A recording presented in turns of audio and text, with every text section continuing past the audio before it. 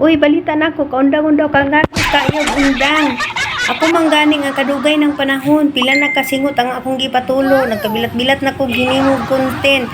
Kasurindiro na ko, ning surinder ba ko, wala. Mura ra gud nag inyong relasyon. Diba nga gibuhat na nimo ang tanan, pero iya gyapon kang gibinangan. So kalamig yun nimo dukdukon ha. So ayaw gyud pag undang, ilaban ang imong rights, pero ako wala na ako ilaban ay para asa pa nga ilaban nimo, diba? Kung gisukuan na ka. Kaya kung naminaw ka, Diyos ko, naminaw ka, nga naman daw, no? Past is past. Kaya ayaw surrender. Istorya ra bitaw no. Sa paghimo og content, sa pag-content creator, dili ilalim ang imong magian sa tinuod lang. Pero kung gusto mo jud nimo ang isa ka butang, abot ra gyud na nimo. Ako magani pa magina kun abot, di ba?